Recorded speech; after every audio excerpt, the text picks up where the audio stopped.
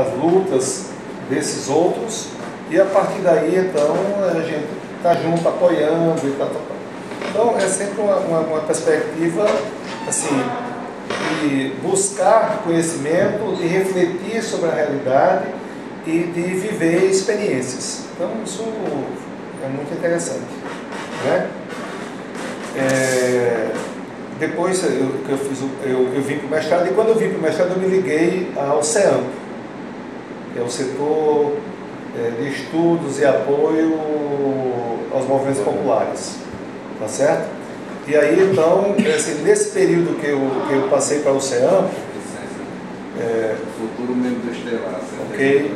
Então nesse período que eu passei para o CEAMP tinha trabalho tinha várias experiências tanto na zona rural como na zona urbana. Eu me lembro que Genaro e Eno tinham um trabalho no JAC, tinha com o pessoal do serviço social, com pessoas da psicologia, não é? E tinha um trabalho que estava se iniciando junto ao Sindicato dos Trabalhadores da Construção Civil.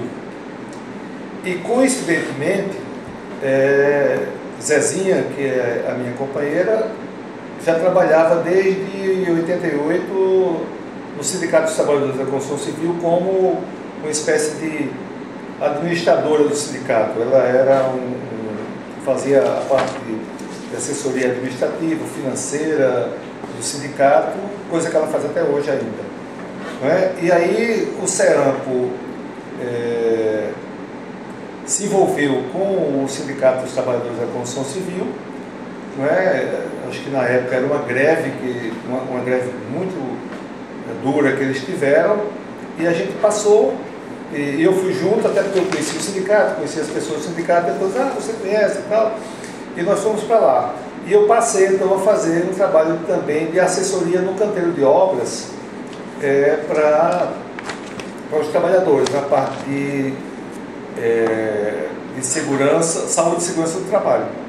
Então a gente passou a ir aos canteiros, conhecia um pouco, conversava com os trabalhadores e tal. E isso foi muito importante para mim, porque foi digamos assim, um ponto a mais de elo com o sindicato, que eu não tinha tanto, apesar da minha mulher trabalhar lá, eu não era ligado ao sindicato, eu não tinha ligação com eles. E aí, com esse envolvimento lá, eu pude conhecer melhor a diretoria do sindicato, ir nos canteiros de obras, e comecei a fazer, e a partir daí, então, surgiu uma oportunidade. Eu estava escolhendo o meu trabalho de dissertação, surgiu uma oportunidade e eu queria trabalhar a questão saúde e trabalho. Inicialmente eu ia trabalhar com a CUT ou com o INSTICUT, naquele tempo tinha Instituto de Saúde da CUT. E eu resolvi que, em vez de trabalhar com a estrutura mais ampla, eu ia trabalhar por ali. Então surgiu a oportunidade de um trabalho como médico, porque um dos médicos foi demitido, e eles estavam precisando de um médico, mas queriam um médico com uma visão social, um médico que tivesse mais uma visão que pudesse passar algo mais ao trabalhador, que não simplesmente medicação, remédios, essas coisas. E aí pediram para eu arranjar esse médico, a gente não conseguia. Aí um dia chegou assim: cara, mas a gente está falando com você não é médico? A gente estava esquecendo da cidade, você não quer? Aí eu disse: olha, eu estou fazendo mestrado e tal. Aí eu conversei com o pessoal do mestrado, disse: não, você pode refazer o seu projeto e trabalhar diretamente com o sindicato. Aí eu refiz. Aí o que é que eu fiz? Eu fui para o consultório, e do consultório eu atendia os trabalhadores e suas famílias, e aí eu reservei uma parte das pessoas que eu atendia, que eram só trabalhadores, e que eu tinha atendido sistematicamente pelo menos 3 vezes, e a partir daí então eu montei um projeto para ver a relação entre trabalho e doença na construção civil. E eu fui recuperar todo o processo de trabalho da construção civil, não é? Tive o auxílio luxuoso de Helder por Deus, que naquele tempo era aluno de psicologia aqui do CCHLA, e estava terminando uma dissertação na área da educação popular, não é?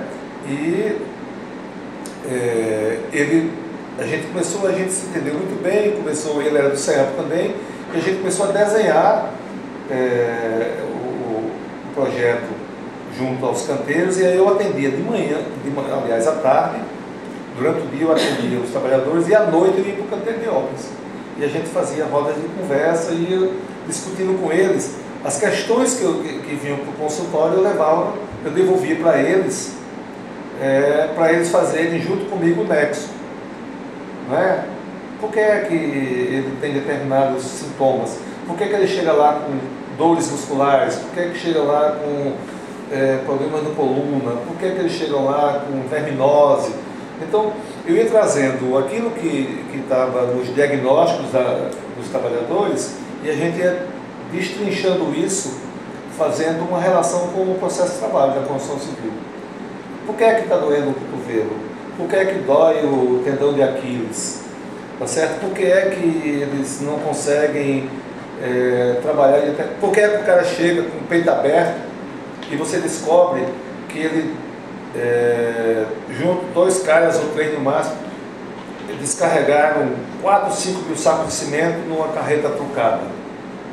E os caras querendo mostrar que eram machos, que eram fortes, pegavam 2 sacos de cimento ao mesmo, cada um tinha 50 quilos. Não é? Então aí a gente foi fazendo as relações. E nisso a gente trabalhava com machismo, trabalhava com essas coisas de querer parecer mais forte do que era, e mostrar que o trabalhador também tem fraquezas, que o trabalhador também adoece. Então as discussões eram as mais amplas possíveis, e a gente tinha um negócio muito importante, que a gente pegava a sensibilidade desses caras, que era fora do processo de trabalho. Durante o processo de trabalho, eles estavam lá, cada um mostrando que era forte, que fazia isso, que fazia aquilo, mas na hora que a gente sentava e conversava, ali às vezes a gente fazia isso no dormitório, eles estavam lá, eles se juntavam ali e de repente caía todas as máscaras e as couraças, e aqueles caras se apresentavam como humanos que são, né? Então o nego chorava, o nego pedia para ler carta, para responder a carta, não é? Que ele tinha recebido uma carta, mas não sabia ler, o outro lia para ele, e às vezes ele não queria, às vezes isso também virava um processo de achincalhamento lá dentro, que o cara passava a conhecer a realidade dele, passava a conhecer minúcias da relação amorosa, não sei mais o que. Então é um negócio que ao mesmo tempo a gente vivia, assim, teve uma frase que eu não sei se eu vou lembrar direito, que um deles disse assim: isso daqui nós estamos todos num laço. Quer dizer, ele tinha a ideia de que aquilo tudo que a gente estava conversando nos unia, não é? Então era muito interessante, porque a gente tocava nas coisas, nos mais diversos assuntos, tá certo? E ao mesmo tempo discutia a história do trabalho na construção civil. Então foi muito rico para mim fazer isso, não é? E isso foi uma coisa que foi sendo feita, tá certo? Eu acho que tinha muito mais clareza do próprio Helder, tá certo? Mas para mim não era claro para mim que aquilo era um trabalho de educação popular. Eu não tinha essa visão, eu não tinha essa teoria, tá certo? O que existia em mim, tá certo, era algo de uma experiência que eu tinha vivido desde a graduação. E aí eu acho que foi muito importante, tá certo, a minha vivência como estudante dentro da universidade, no curso de medicina, num curso elitista, num curso que no início, nos primeiros 3 anos era pago, tá certo? Que eu só conseguia entrar porque tinha crédito educativo, que eu era uma pessoa pobre, apesar de ser, digamos assim, classe média baixa, mas eu morava no bairro Popular, que era o bairro do Catolé, em Campina Grande, que não é esse bairro grande que é hoje, era um bairro menor, era um bairro que tinha uma periferia. E a gente tinha uma relação forte com movimentos de juventude, com movimentos de igreja, não é? Então, esse período é um período de comunidades eclesiais de base, está entendendo? Eu tinha uma relação com a religiosidade, porque eu tinha sido, eu tinha sido seminarista lá atrás. E aí, hoje, pensando nisso assim, até uma coisa que não tem nada a ver, que não tinha um pensamento, que eu era praticamente uma criança, com 10, 11 anos eu me lembrei que os seminaristas mais graduados, eles assumiam na comunidade de Bodocongó a Cruzada do ABC, que era um dos programas de alfabetização da ditadura naquele tempo. Nós estávamos em 67, 68, 66, eu acho que foi mais 67, 68. Mas era a Cruzada ABC. Eu fui alfabetizado lá. Pronto. Na Cruzada ABC, não em Campina Grande, mas no programa. Pronto. E aí tinha aquela história que tinha, eu não me lembro como fosse hoje, um livro de caligrafia, que as pessoas iam cobrindo aquilo ali, depois escreviam embaixo e tal. Tinha todo um processo que tinha a ver com a alfabetização de adultos, olha como é interessante.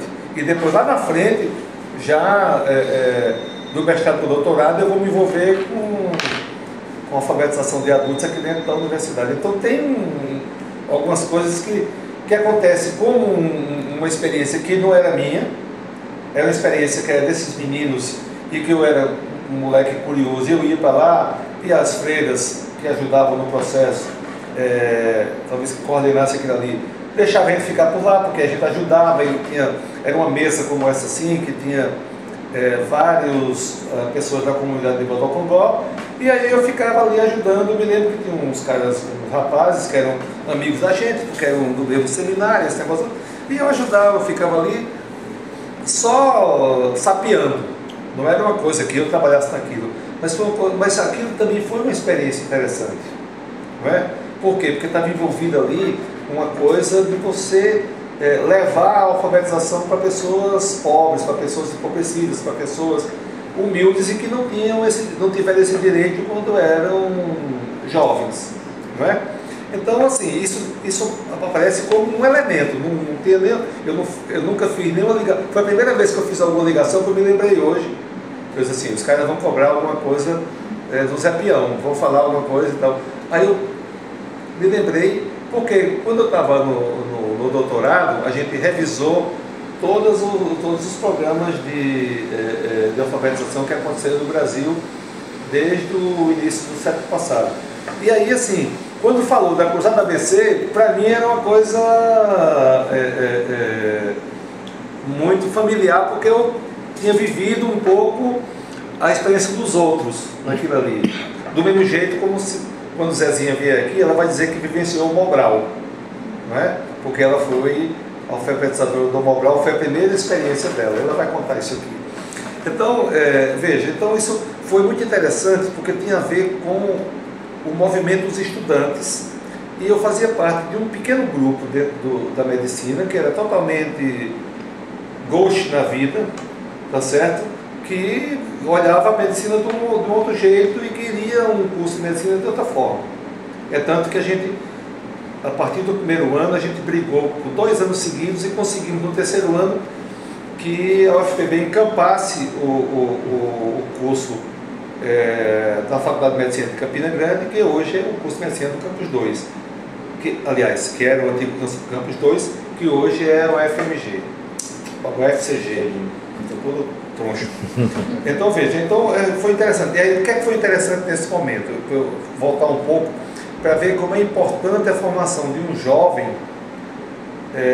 Que em 78, eu entrei na universidade em 77, e no segundo semestre a gente conseguiu fazer com que um grêmio estudantil virasse um DA, um diretório acadêmico, que é sair de uma coisa da ditadura militar, uma coisa que não tinha nada a ver com nada, para ser uma posição política dos estudantes. Nós fizemos isso, né, com pessoas que já estavam no segundo ano de medicina e queriam fazer isso, e arrebanhou um monte de gente do período de medicina, entre os quais eu estava. E a gente passou a discutir, e começamos a ter um programa no diretório acadêmico, a partir de 78, que envolvia cultura, que envolvia leitura, a gente fazia mural, a gente montava revistas Garatuja, com as poesias, com a prosa dos estudantes. Então, a gente começava a trazer estudantes para um trabalho literário, tá certo? E, ao mesmo tempo, discutir a cultura. A gente montou um cineclube, esse cineclube passou a mostrar filmes que não passavam no circuito comum. Eu me lembro que tem alguns filmes, eu me lembro que a gente viu Como Era Gostoso Meu Francês, que era a partir de do grupo de Darcy Ribeiro, tá certo? Acho que tinha um filme que se chamava Maíra, que era um documentário sobre os indígenas. Depois filmes lá do pessoal da Bahia, tá certo? O Amuleto de Ogum.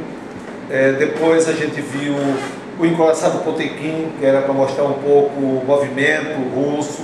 Então tinha uma série de coisas, e a gente se envolveu também e montou um grupo de teatro. E a gente escreveu algumas pequenas peças e ensinou peças de colegas que tinham escrito. Né? Então vinha todo um movimento de cultura, um movimento que era político, tá certo? Mas era político do ponto de vista de dizer não à ditadura, de lutar pela liberdade democrática, de fazer a resistência, mas era também um momento em que a gente trabalhava, não é, a evolução da cultura dos estudantes de medicina. Então, isso foi muito importante. Nós éramos muito rechaçados, éramos. Quando a gente montou a primeira eleição, nós fizemos um grupo chamado Abertura, e a direita fez um grupo chamado Fechadura, tá certo? E nós derrotamos eles, tá certo? E aí nos anos seguintes a gente foi evoluindo, não é? Depois em 78 teve a reconstrução da UNE, e a gente foi se envolvendo, não é? Eu rachei com os caras no segundo ano, quer dizer, quando eu estava no terceiro ano, que foi no ano de reconstrução da UNE, mas eu rachava com eles politicamente, porque eu passei a ter uma outra visão de mundo, mas eu fiz apoio crítico para eles os 6 anos que eu fiquei na universidade.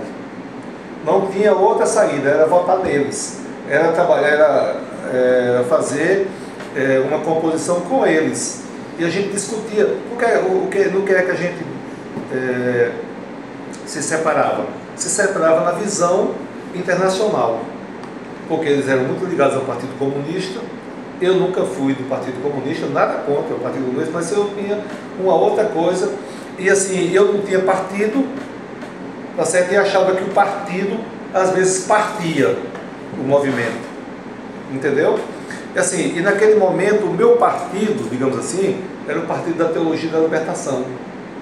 E aí, assim, como eu vinha de movimento ligado à igreja, eu fui para grupo de jovem, assim, depois para pastoral da juventude, pastoral do meio popular, depois pastoral universitária, e nesses espaços que eram muito protegidos, porque estavam ligados à igreja, e a igreja não era importunada, então a gente terminava tendo espaço para fazer muito movimento, tanto de formação da juventude, e eu me formei dentro desses movimentos, porque a gente tinha treinamentos, tá certo?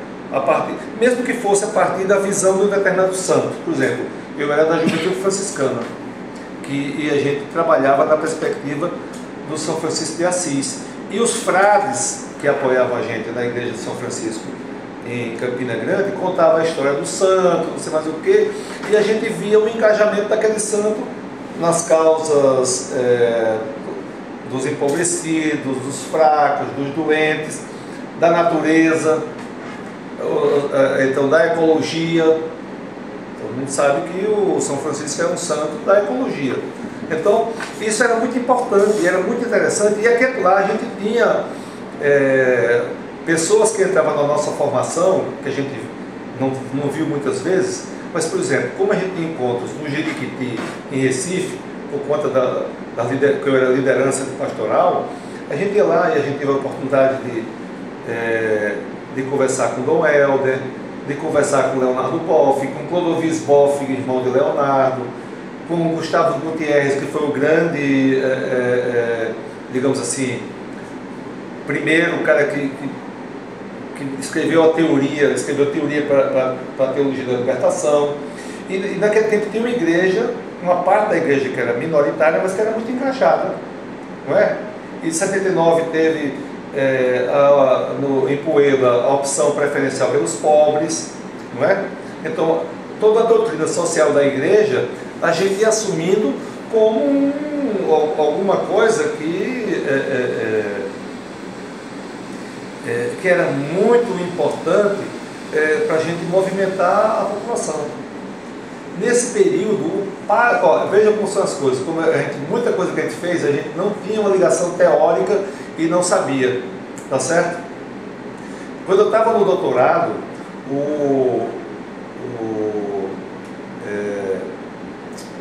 aquele cara da Enquete Operária, qual é o nome dele? Que veio aqui, trouxe aqui, mas disse, não. Vê se você lembra o nome dele. Que faleceu ou... Não sei se ele faleceu. Se faleceu, para minha surpresa. É um que é bem velho já? Ou... Sim, um grandão. Qual é o nome dele, meu Deus? Teolan. Michel Teolan. Tá vivo. Michel Teolan. Aí trouxe Michel Teolan. Aí quando chegou aqui Michel Teolan fazendo uma apresentação sobre a questão da educação popular, aí vai falar de Charles Bellier. Charles Bellier era um médico francês, que era um padre que foi pároco e meu, digamos assim, assessor nos movimentos no Catolé em Campina Grande. E ele era louco para encontrar o material de Charles Bellier, porque era um material fundamental, talvez a grande documentação da educação popular no Brasil daquela época.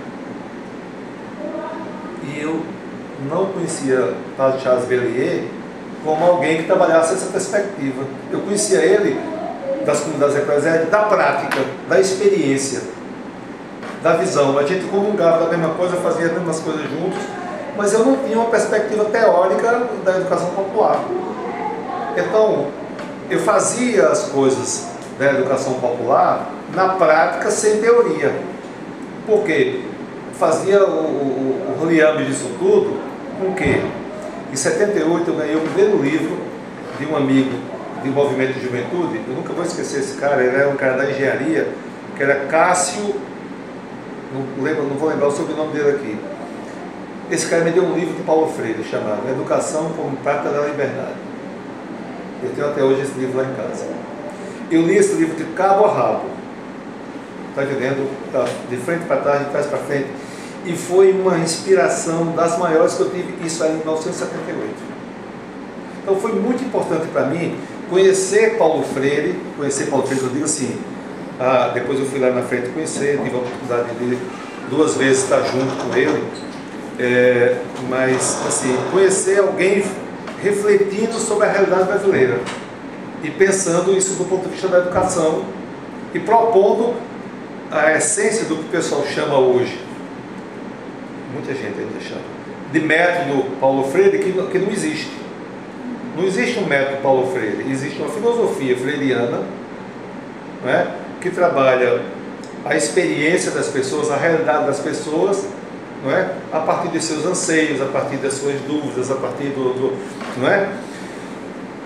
E que nisso tudo, porque ele trabalhava no governo João Goulart, ele transformou de alguma forma isso na experiência de Angicos, que foi a experiência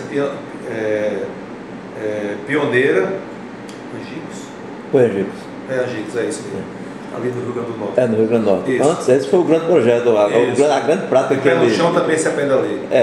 Não é? Que aí, assim, que ele fez um processo com pessoas, inclusive aqui, tinha gente aqui de uma pessoa do grupo dele, tá certo? Não sei se não necessariamente para esse trabalho, assim, muito interessante e foi muito importante para a alfabetização de adultos, para a educação de adultos. Então isso assim foi muito rico para mim. E aí eu acho que a experiência e a base assim do engajamento social e dessas coisas todas são muito importantes para formar uma juventude. Então eu acho que foi isso que deu o suporte para aquele cara que terminou o curso de medicina, depois botar um pouco de lado a clínica. Hoje até eu vejo que um certo sectarismo, e achar que a gente tinha que pensar a saúde a partir da discussão com as pessoas. A gente fazia consulta, passava diagnóstico, fazia a medicação, mas o que a gente queria mesmo era organizar a partir da questão da saúde essas pessoas. E aí eu acho que foi muito rico nesse aspecto. Foi muito rico nesse aspecto. E aí eu tive a oportunidade de, depois no mestrado e depois no contato com os trabalhadores da construção civil, trabalhar essa perspectiva. Aí eu volto de novo para aquele trabalho que a gente estava lá. Que era um trabalho muito... Porque a gente vai ter que sair da sala para ir para dentro do plano, porque o pessoal aqui A gente vai pedir desculpa ao senhor e vamos dar uma suspendida aqui e vamos retomar lá na outra sala. Lá, não tem problema. Tá certo? Aí a gente... Agora aqui tem um lance, acho que é aqui.